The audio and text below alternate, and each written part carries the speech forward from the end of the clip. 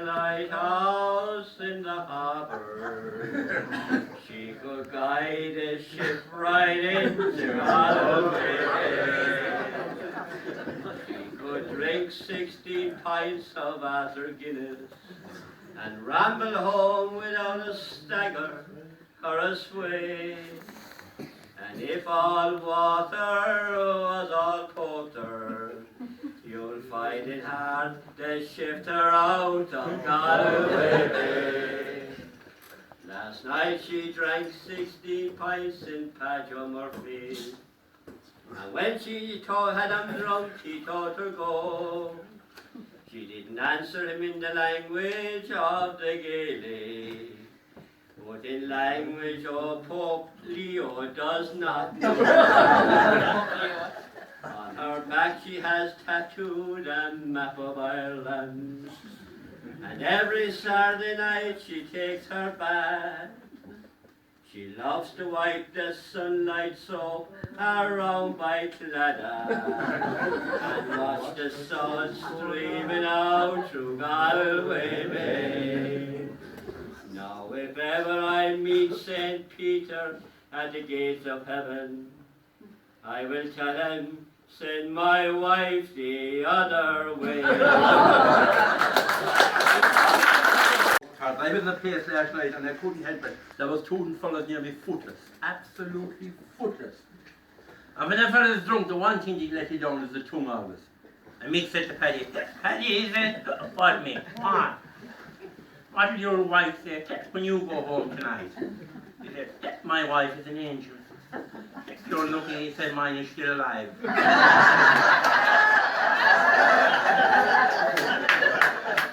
I always love that, look, standing up in front of ordinary people, very ordinary people, but I can tell you, we have uppies in this world too.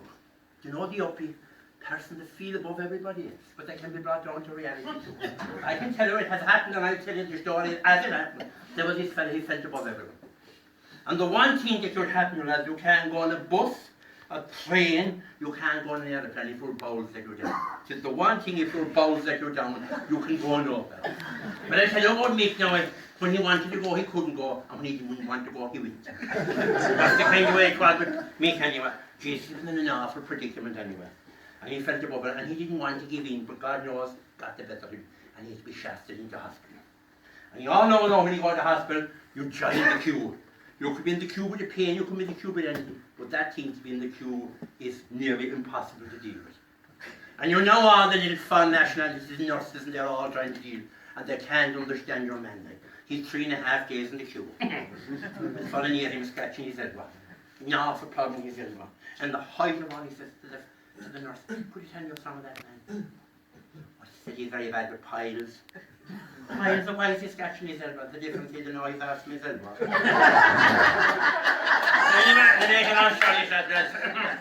Your man eventually got a bed in the 4th floor of the hospital, and he was rushed up. And of course the nurse was in there, and they're trying to update their records. In the middle of the night, all hell broke loose, and he'd bring no money. No way, he was going to deal with himself. Women are very good at folding clothes on them. When all hell broke loose in the middle of the bed, a man stood over the bed in here, and he staggered out, and he wrapped the clothes around everything.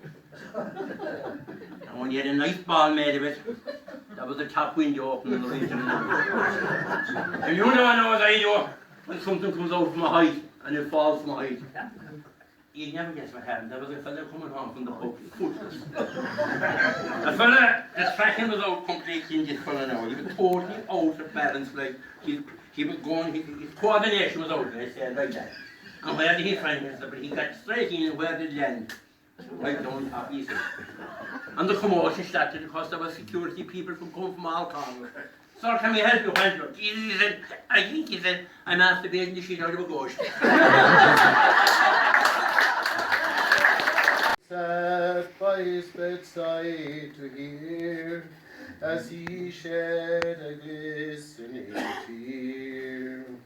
He said, "O daughter, my love, before God takes me above, let me tell you of times that are gone, and brave Ireland, I fought for this country bold, with passion and pride untold.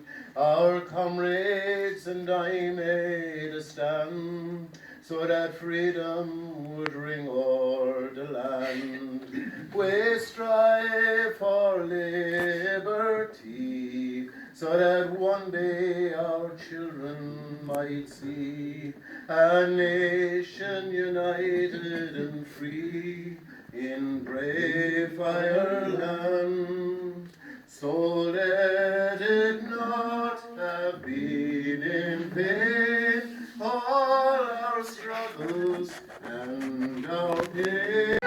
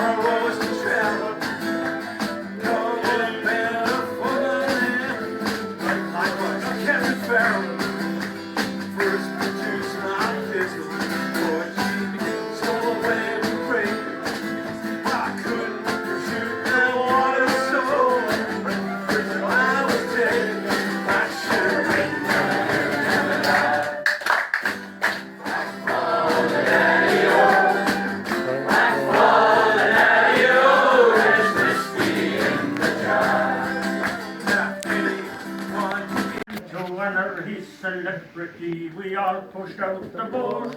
A dancing tent was hoisted on Jimmy Roach's lawn, and we waltzed with the midges in Ira Compon.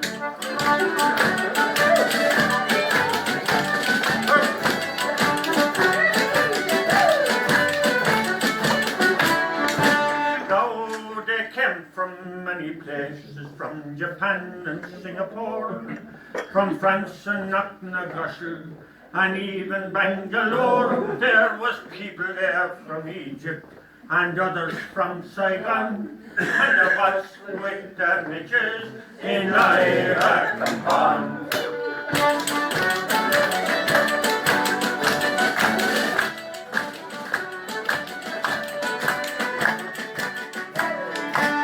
Now the lyre midge is mighty. She is a special breed. Her gnashers are like pincers and sure to make you bleed. Skin will be skinned and blood will be drawn when you waltz with the midges in Ira Compon.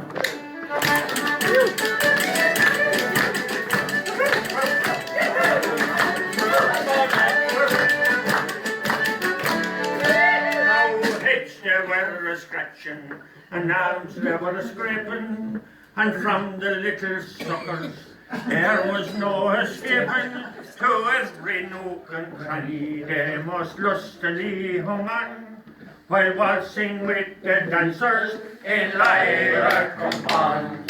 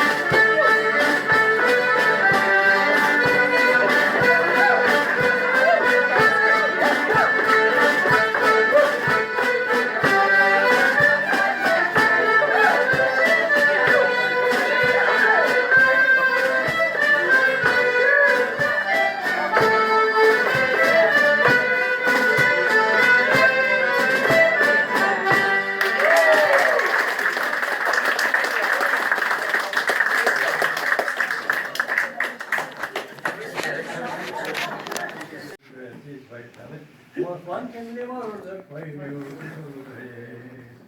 His neck was green, almost fit to be seen. It was fit for a queen of the highest degree. His body was white and it would you delight. He was plump, fat and heavy and brisk as a bee. He was wholesome and sound, he could weigh 20 pounds. And the universe round I would roam for his sake. Oh, valiant to the robber be he drunk or sober, murder no fact his beautiful grave. May his spade never dig, may his sound never be, may his hair and his wig be well cut with a fell. May his roof have no thatch, may his door have no latch, may his turkey not hat come rats at his mill. And may every old fairy from Cork to Dunleary depends of a nary in river or lake. So the eel and the trout I could dine on the snout of the monster that murdered my beautiful grave. May his pig never grunt, may his cat never hunt, may a goat always haunt him at the dead of the night. May he rest in no bed till the hour he is dead, may he always be fed in some horse's old maid. May his pipe never smoke, may his effort be broke, may his fire never light, may his kittle not bite. May he rest in no bed till the hour he is dead, may he always be fed in some horse's old maid. May he screech with the goat till his teeth all fall out, may he screech, roar and shout with an awful toothache. May his toes all have corns and his head grows too hardened, those monsters that murdered my beautiful grave. May his dog yelp and howl with the hunger and cold, may his wife always scold him till his brain goes astray. May the curse of a hag who carries a bag rest on our leg till his beard turn grey. May monkeys still bite him and mad apes still fight him, and everyone slight him if he or awake. May weasels still gnaw him and jackdaws still claw him, those bastards that murdered my beautiful. Now the only good news that I have to refuse is I'll carry my shoes and young Anthony Blake. Also Johnny Dwyer and Connie Maguire, they each have a grandson of my darling Drake. Now me treasure has dozens of niggles and cousins, and when I must have her my heart it will break. But to keep my mind easy, or else I go crazy. So in the whole song, this drop is old Drake.